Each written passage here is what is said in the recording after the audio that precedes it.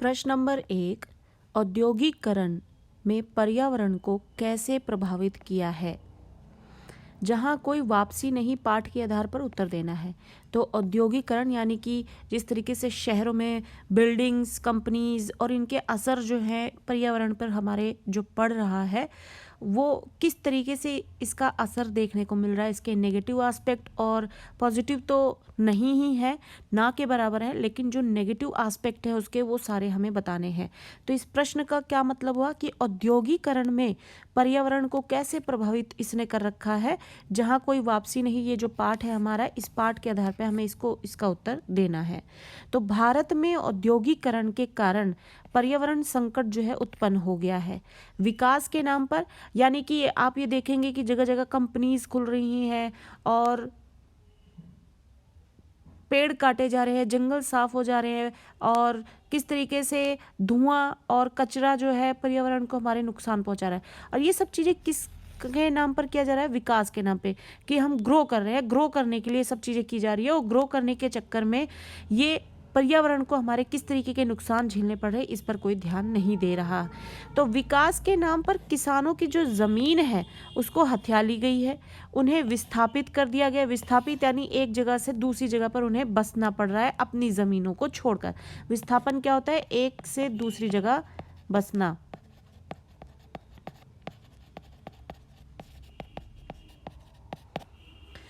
गांव के गांव निर्वासित कर दिए गए हैं। मनुष्य जो है वो प्रकृति और संस्कृति के महत्वपूर्ण संबंध धीरे धीरे नष्ट होते जा रहे हैं। तो मनुष्य का जो प्रकृति से और अपनी संस्कृति से जो संबंध है वो धीरे धीरे खत्म सा होता जा रहा है। पेड़ों के कटने और फैक्ट्रियों के लगने से वातावरण प्रदूषित हो रहा है, प्राकृतिक संतुलन बिगड़ रहा है, हवा, पानी, धरती सब प्रदूषित होते जा रहे हैं। अभी आप देखेंगे आने वाले टाइम में किस तरीके से शहरों में जो है प्रदूषण तो बहुत ज़्यादा ही बढ़ जाता है। प्रदूषण का जो लेवल है बहुत ज़्यादा बढ़ जा रहा है। इसके लिए लोग अब मशीनें भी घर में रखने लग गए हैं, जिससे कि जो घर की हवा है वो ही साफ़ सुथरी मिल जाए। तो हवा, पानी, धरती सब कुछ प्रदूषित इन्हीं सब वजहों से होता जा रहा है, क्योंकि इंसान जो है वो प्रकृति से डिस्कनेक्ट हो रहा है, संस्कृति से डिस्कनेक्ट हो रहा है।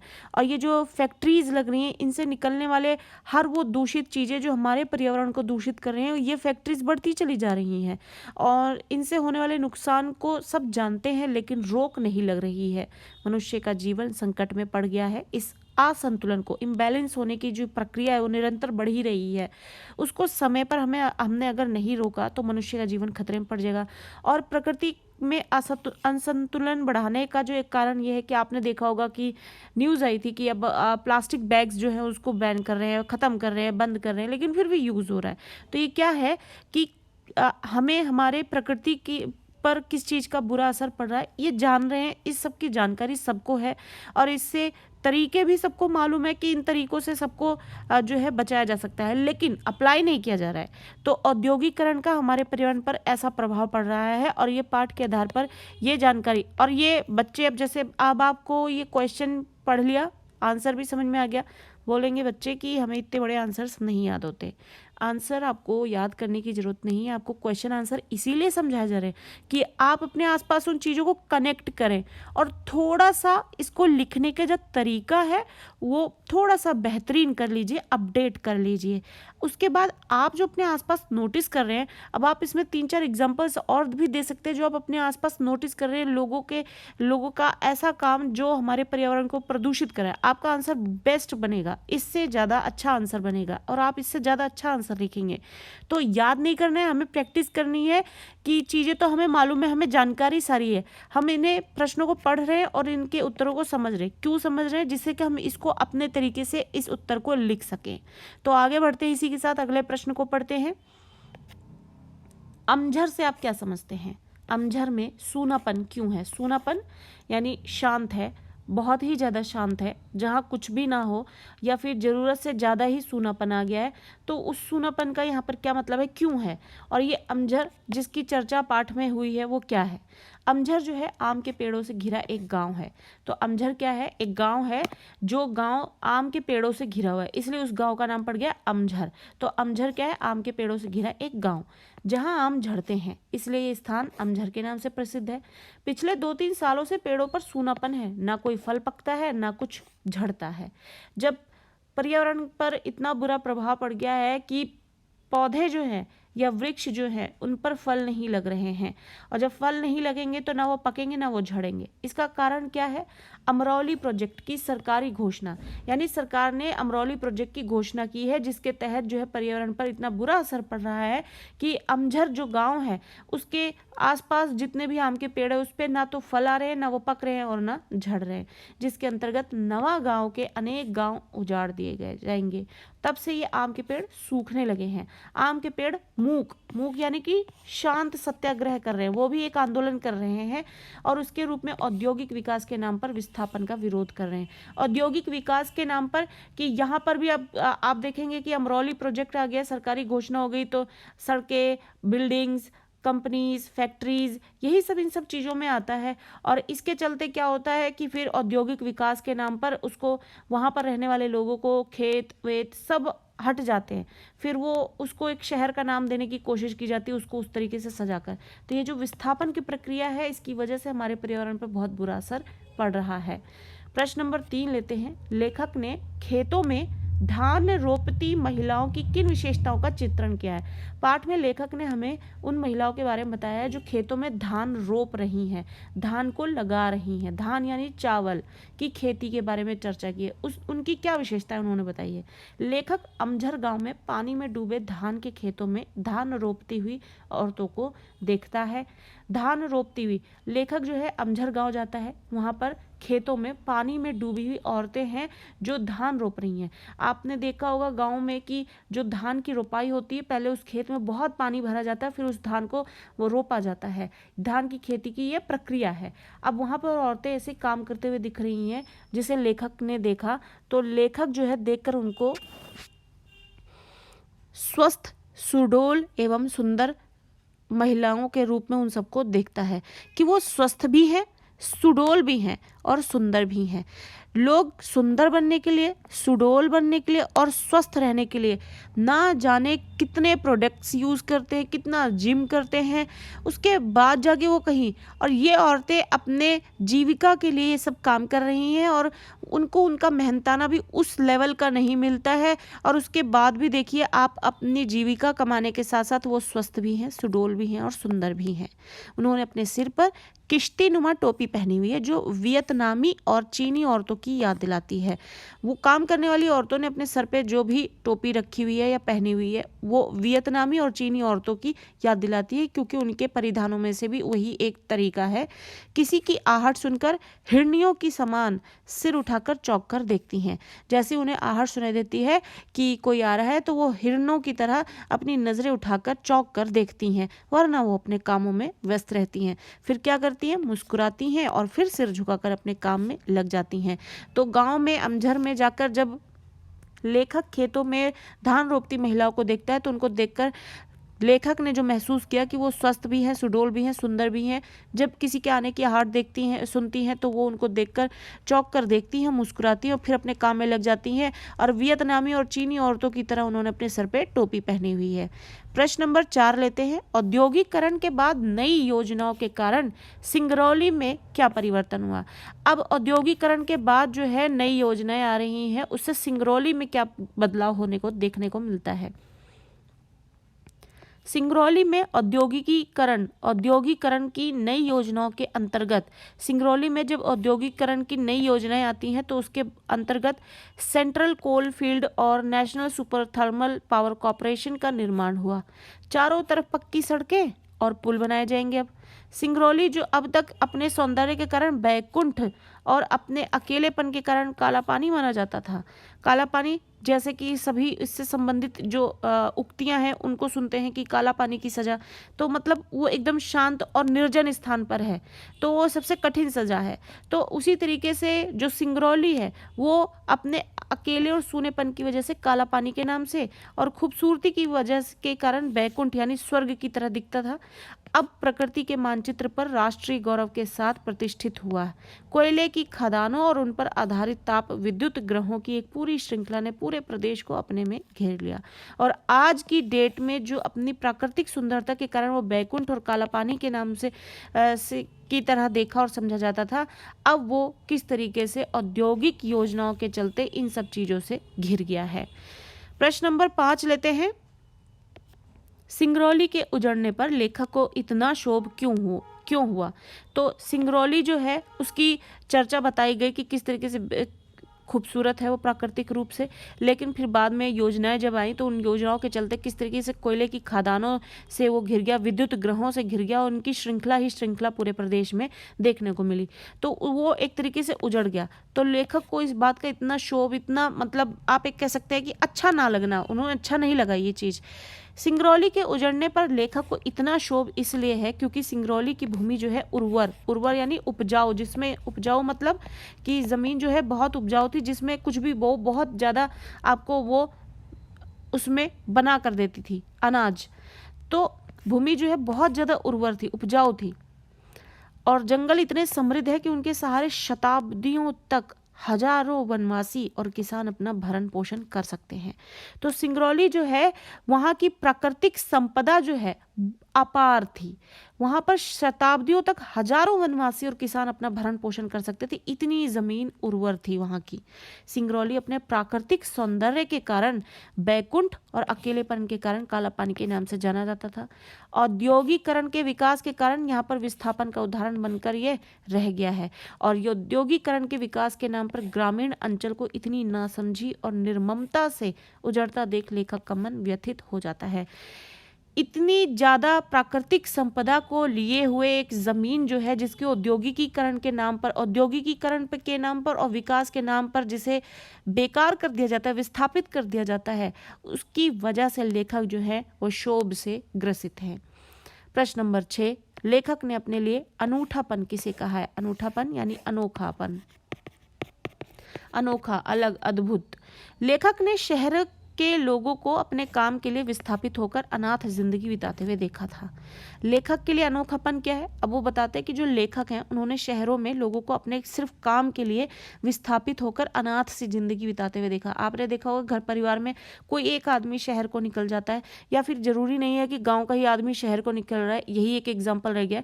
शहर का व्यक्ति भी जो है कहीं दूसरे शहर में, स्टेट में जाकर रह सकता है, अकेले जिंदगी बिता रहा है, कमा रहा है पैसों के लिए, सिर्फ वो अलग जिंदगी बिता रहा है। तो ऐसे लोग विस्थापित होते, अनाथ से जिंदगी बिताते। अनाथ सा मतलब पूरा परिवार है लेकिन आपको अलग से जाकर, अलग स्टेट में जाकर आपको कमाना पड़ रहा है, अकेले रह रहे हो आप। विस्थापित लोग शहरों में भयावह जीवन जीने को विवश थे। विस्थापन से पहले वे अमीर गांव में आम के पेड़ों के घने झुरमुट, साफ सुथरे खप्पर लगे मिट्टी के झोपड़ों और पानी से भरे खेतों में काम करके जीवन व्यतीत करते थे। गांव का दृश्य देखना लेखक के लिए एक अनूठा अनुभव था और इस तरीके का व्यक्ति जब गाँवों में जाता है तो उसका जीवन आनंदमयी हो जाता है। आप देखेंगे, आप छुट्टियां ले लेकर किस तरीके से हिल स्टेशंस पर जाते हैं, क्यों? अपने आप को थोड़ा सा फ्रेश करने के लिए, क्योंकि आज की डेट में भी लोगों को वही प्राकृतिक नज़ारे, झरने, नदियाँ, पेड़ पौधे, यही आपको अभी भी फ्रेश फील कराते हैं।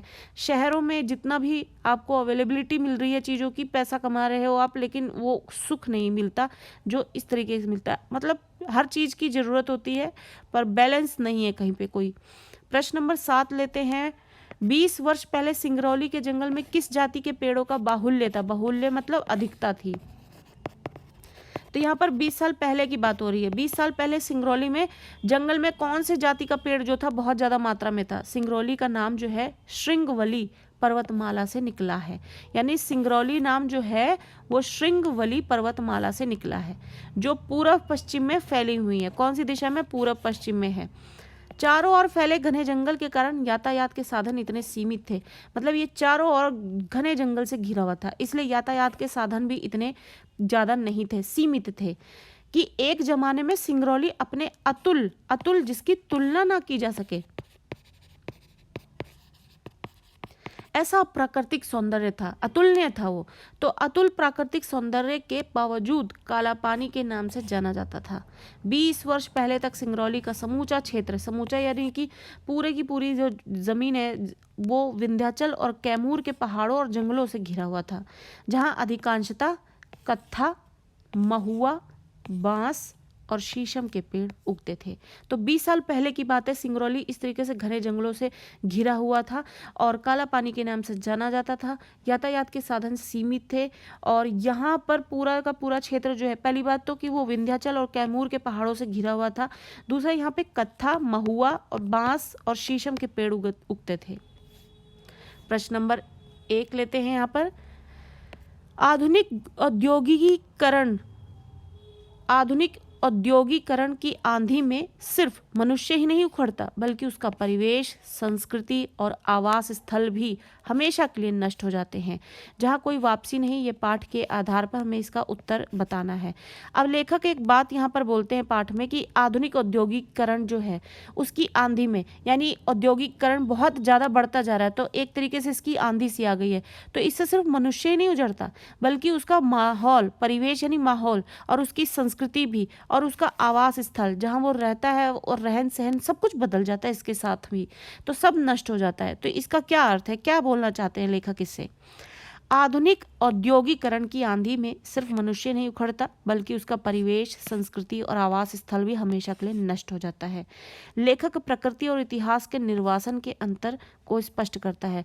यानी यहाँ पर लेखक जो है वो प्रकृति का निर्वासन और इतिहास के निर्वासन में जो डिफरेंस है वो यहाँ पर क्लियर कर रहा है कि प्राकृतिक आपदा के कारण लोग कुछ समय के लिए निवास स्थान छोड़कर सुरक्षित स्थानों पर तो चले जाते हैं और संकट समाप्त होने पर पुनः अपने घर लौट भी आते हैं, पर औद्योगिकरण के कारण जब परिवेश हमेशा के लिए उजाड़ दिए जाते हैं तो लोग अपने घरों को लौट नहीं पाते हैं। यानी प्राकृतिक परेशानियां जब आती हैं तो लोग एक वक्त के लिए अपने घर परिवेश से तो उजड़ जाते हैं, लेकिन एक वक्त के बाद माहौल सही होने पर वो वापस आ जाते हैं अपनी जगहों पर, उनकी संस्कृति और उनका आवास स्थल वापस उन्हें मिल जाता है। लेकिन जब इंसान अपनी परियोजनाओं के चलते हुए जब ऐसी चीज़ों का निर्वासन करता है, विस्थापित करता है, तो वहाँ पर दोबारा लौटने की गुंजाइश नहीं रह जाती, उन्हें जीवन भर निर्वासन भोगना पड़ता है। मनुष्य को औद्योगिकरण के कारण अपने समाज, संस्कृति और परिवेश से विस्थापित होकर जीवन जीने के लिए विवश होना पड़ता है और उसको अपनी संस्कृति और अपने निवास स्थल को छोड़कर दूसरी संस्कृति या फिर जगहों को अपनाना पड़ता है। प्रश्न नंबर 2, प्रकृति के कारण विस्थापन और औद्योगिकरण के कारण विस्थापन में क्या अंतर है? अभी हमने पिछले ही प्रश्न में पढ़ा कि प्रकृति के कारण जब आपदाएं आती है तो उससे विस्थापन होता है, तो उसमें गुंजाइश रहती है वापस लौटने की, पर औद्योगिकरण जो इंसान के परियोजना है उसके चलते जो विस्थापन होता है उसमें गुंजाइश नहीं रह जाती। ये हालांकि एक मोटा मोटा अंतर है। आगे बढ़ते हैं इसमें इसका उत्तर कि इसमें क्या क्या अंतर और भी देखने को मिलते हैं। विस्थापन 2 प्रकार के होते हैं, एक प्रकृति के कारण, दूसरा औद्योगिकरण के कारण। इन दोनों विस्थापनों में बहुत अंतर है। प्रकृति के कारण विस्थापन अस्थायी होता है। स्थायी मतलब कि परमानेंट नहीं होता है।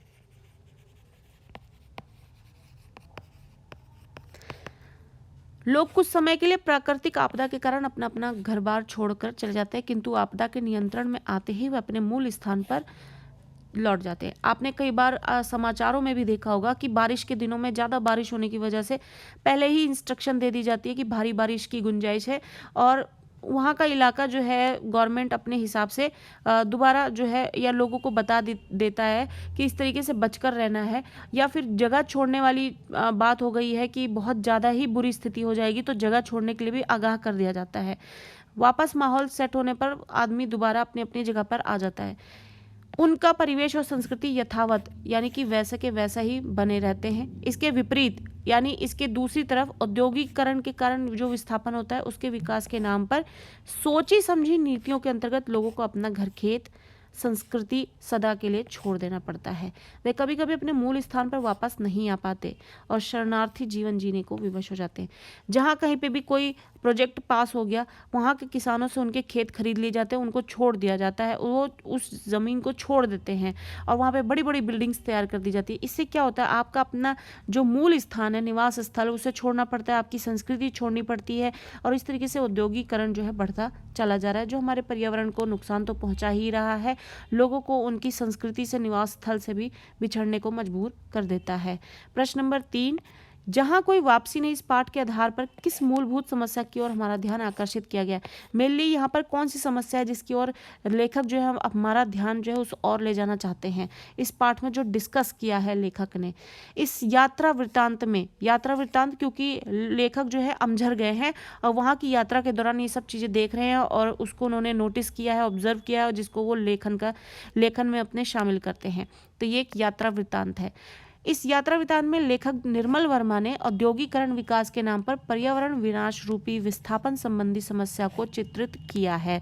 यानी पर्यावरण का विनाश जिस औद्योगिकरण के विकास के कारण हो रहा है और उससे होने वाली विस्थापन संबंधी समस्या जो है उसको उन्होंने यहाँ पर बयान किया है। लेखक का ये मानना है कि जो पश्चिम देश हैं उसकी अंधाधुंध दौड़ में प्राकृतिक संतुलन कहीं पीछे छूट गया है। विकास और पर्यावरण के बीच संतुलन होना चाहिए। विकास करना जरूरी है, लेकिन विकास के नाम पर हमें पर्यावरण को नुकसान नहीं पहुंचाना चाहिए और इन दोनों के बीच का जो संतुलन है वो बनाना हमारा काम है। नहीं तो ये विकास जो है हमेशा विस्थापन, पर्यावरण संबंधी समस्याओं को जन्म देता ही रहेगा। विकास के नाम पर मनुष्य अपने समाज, संस्कृति और परिवेश में विस्थापित होकर जीवन जीने के लिए विवश है। लेखक का मानना है कि पश्चिम को आदर्श बनाकर, यानी कि पश्चिमी सभ्यता को देखते हुए हम विकास करना चाह रहे हैं, लेकिन उस विकास के चलते हम अपना नुकसान कितना कर रहे हैं ये कोई देख नहीं पा रहा। और भारतीय प्रशासन जो है इसने जो नीतियां बनाई है उनके स्थान पर उन्हें भारतीय संस्कृति के आधार पर बनाया जाता तो अधिक बेहतर होता। यानी हम दूसरों को कॉपी करने के बजाय हम अपनी संस्कृति को ध्यान में रखते हुए अगर योजनाएं बनाते और उसके तहत चलते तो शायद हमें इतने नुकसान नहीं झेलने पड़ते। प्रश्न नंबर 4, कभी कभी किसी इलाके की संपदा ही उसका अभिशाप बन जाती है। मान लीजिए एक पहाड़ी इलाका जो आपको बहुत सुंदर लग रहा है, अब वह बहुत ज़्यादा सुंदर होने की वजह से क्या हो जाता है, वो मोनेटाइज कर दिया जाता है। जितना ज़्यादा वहाँ पे आप देखेंगे टूरिज्म होता है, आप देखेंगे उस प्राकृतिक सौंदर्य को लोग वहाँ घूम फिर कर कचरा फैलाकर कितना गंदा कर देते हैं। तो ये क्या हो जाता है कि कभी कभी किसी इलाके की जो सुंदरता है, संपदा जो है उसकी, वही अभिशाप बन जाती है उसके लिए। तो जहाँ कोई वापसी नहीं, इस पाठ के आधार पर हमें ये बात स्पष्ट करनी है और भी अच्छी तरीके से। लेखक ने क्षेत्र की समृद्ध संपदा को ही विनाश का कारण माना है। लेखक का मानना ऐसा है कि कोई क्षेत्र जो है अपनी सुंदरता के कारण और अपनी प्राकृतिक संपदा के कारण ही जो है विनाश का कारण बनता है, क्योंकि लोगों की नज़र जब उस पर जाती है तो वो उसका फ़ायदा उठाने की पूरी कोशिश करते हैं और उसके फ़ायदा उठाने के चक्कर में क्या बिल्डिंग्स बना लेंगे, कंपनीज बना लेंगे, औद्योगिकीकरण के चलते विकास के नाम पर जो है उसको, जो प्राकृतिक संपदा है उसकी वैल्यू ना करके वो उस तरीके से उसको यूज़ करते हैं और कहीं ना कहीं वो हमारे पर्यावरण को, हमारी प्रकृति को ठेस पहुंचा रहे हैं, नुकसान पहुंचा रहे होते हैं। क्योंकि जो क्षेत्र प्राकृतिक धन संपदा और वैभव से परिपूर्ण होते हैं, समय आने पर वही संपन्नता उनके विनाश का कारण बन जाती है। सिंगरौली भी एक प्राकृतिक समृद्ध क्षेत्र था। दिल्ली के सत्ताधिकारियों और उद्योगपतियों की आंखों से सिंगरौली की अपार खनिज संपदा छिपी नहीं रह सकी। जहां कोई आदमी खटकता ना था, वहां केंद्र और राज्य सरकारों के अफसरों और इंजीनियरों और विशेषज्ञों का तांता लग गया। स्वार्थ लोलुपता यानी कि सेल्फिशनेस के कारण सिंगरौली की प्राकृतिक संपदा का दोहन होने लगा, यानी उसका जो शरण होने लगा, यानी उसको नुकसान झेलना पड़ रहा है। स्वार्थ लोलुपता यानी सेल्फिशनेस।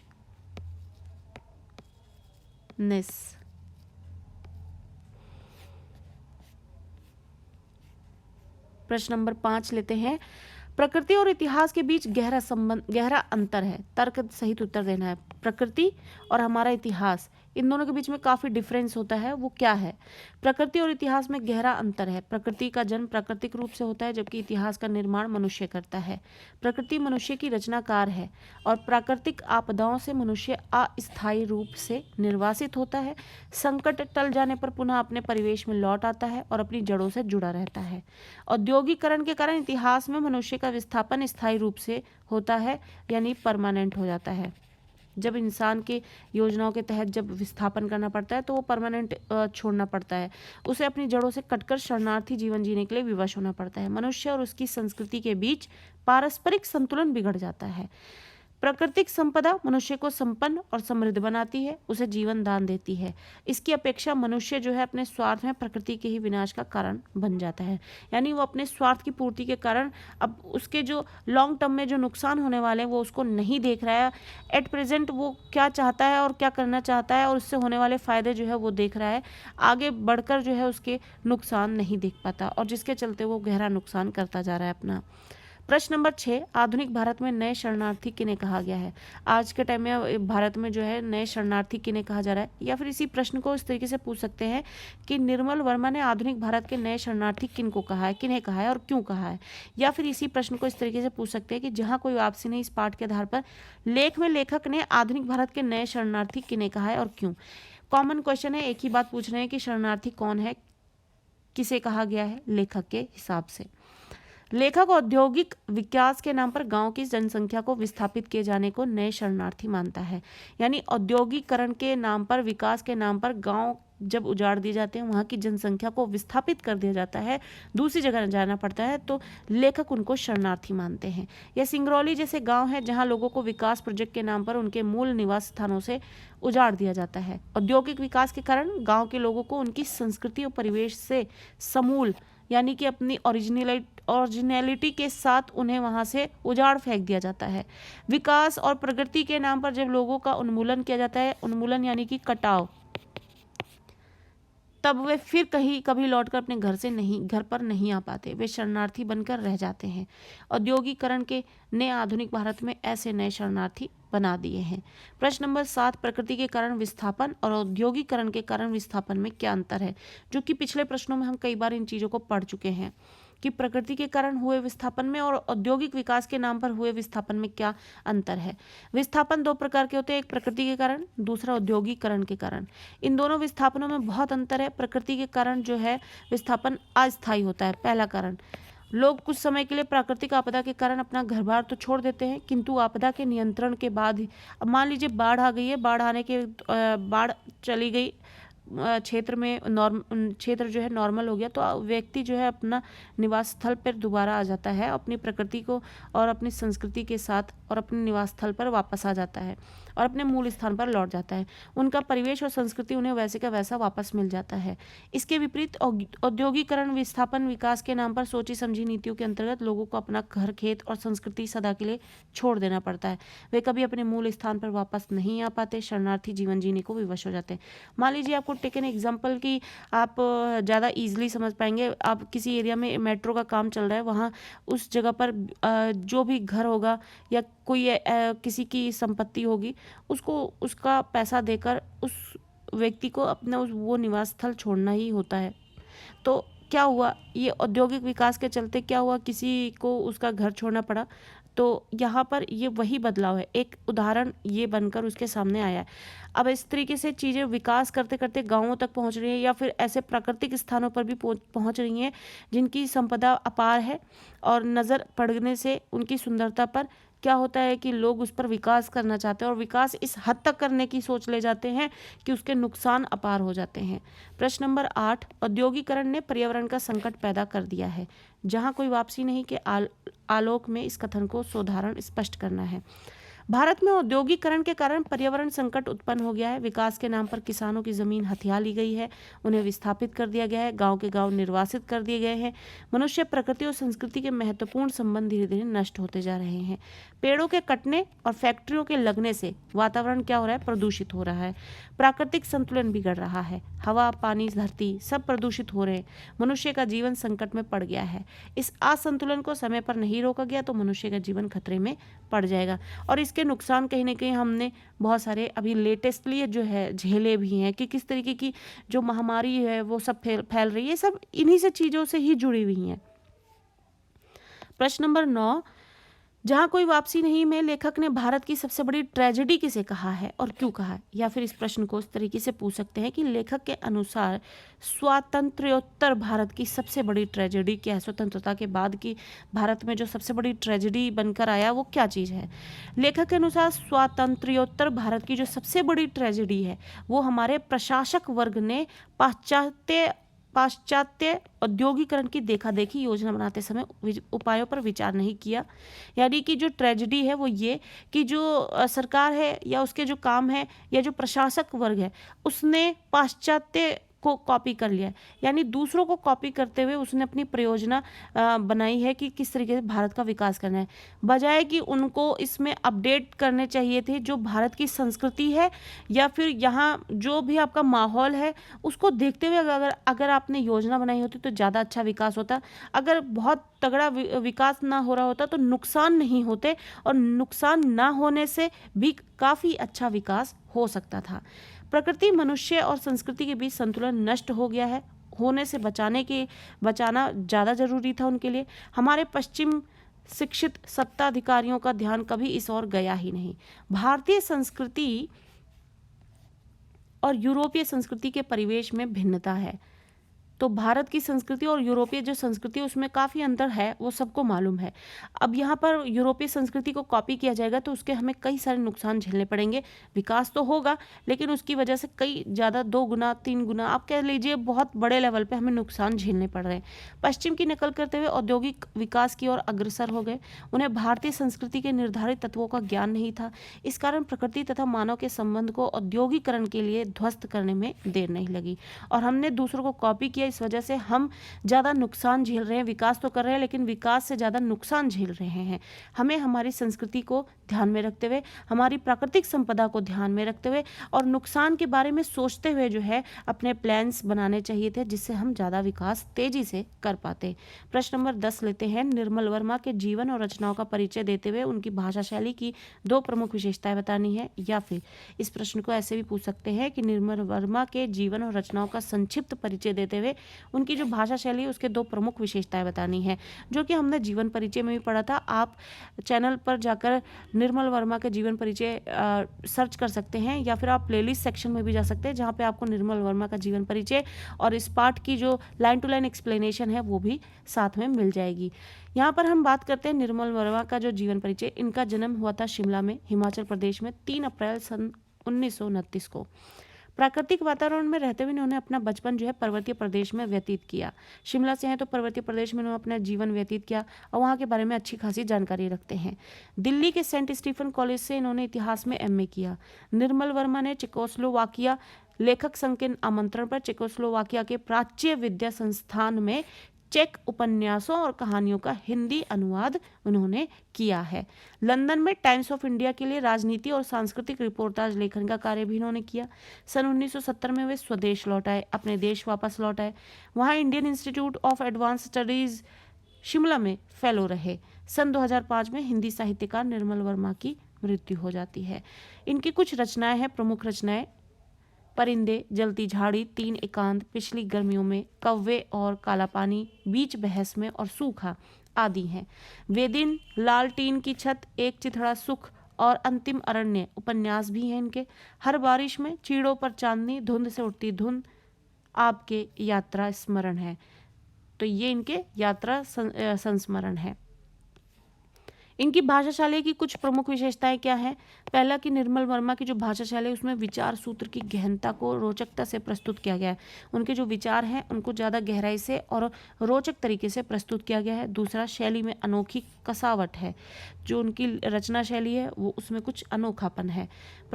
और तीसरा जो इसमें पॉइंट है, भाषा में इनके मिश्रित और संयुक्त वाक्य का अधिक प्रयोग करते हैं, यानी लंबे वाक्य बनाते हैं। उर्दू और अंग्रेजी शब्दों का स्वाभाविक प्रयोग मिलता है। उर्दू और अंग्रेजी दोनों तरीके के शब्दों का इस्तेमाल करते हुए ये अपनी रचना में दिखते हैं। तो यहाँ पर हमने इस पार्ट से संबंधित जो है काफ़ी लॉन्ग क्वेश्चंस जो हैं डिस्कस किए हैं, जो आपके एग्जाम पर्पस से काफ़ी यूज़फुल रहेंगे। अच्छे से पढ़ें। एक बार में नहीं समझ में आता कोई बात नहीं, आप 2 और 3 बार देखिए, आपको चीज़ें समझ में आएंगी और आप प्रश्नों को और उनके उत्तरों को अच्छी तरीके से सिर्फ समझें, उन्हें रटे नहीं और फिर उनको लिखने की प्रैक्टिस करें। इससे आप ज़्यादा बेहतरीन उत्तर लिखेंगे और ज़्यादा आप उसको रटने पे फोकस नहीं करेंगे। और रटने पे फोकस करने से बहुत ज़्यादा चांसेस हैं कि आप जो है मेमोरी लॉस हो जाए, कुछ भी। आप अब बहुत बार बच्चों के साथ होता है कि रटी हुई चीज़ें भूल ही जाते हैं, लेकिन आप समझ के जो चीज़ें करेंगे आपको याद रहेंगी। और याद नहीं रहेंगी तो समझ कर पढ़ने और समझने से क्या होता है, आप अपने आंसर्स बनाकर लिख पाते हैं। इसलिए बच्चों को ये बताया जाता है या फोकस किया जाता है कि आप चीज़ों को समझें अच्छी तरीके से। आई होप कि आपके लिए बहुत ज़्यादा यूज़फुल रहने वाला है। और अगर आपको वीडियो हेल्प कर रही है तो ज़रूर इसे लाइक करना, ज़्यादा से ज़्यादा शेयर करते रहना। बच्चे बहुत कंप्लेन करते हैं कि मैम ये वीडियोज़ नहीं मिल रही, वो नहीं मिल रही हैं, क्योंकि आप प्लेलिस्ट सेक्शन में आ जाकर चेक नहीं कर रहे हैं। आप प्लेलिस्ट सेक्शन में चेक करिए, आपको सारा कंटेंट एक जगह मिल जाता है। और ज़्यादा से ज़्यादा शेयर करें जिससे कि हर बच्चे की हेल्प हो सके। और चैनल को सब्सक्राइब करना ना भूलें, जिससे कि आपको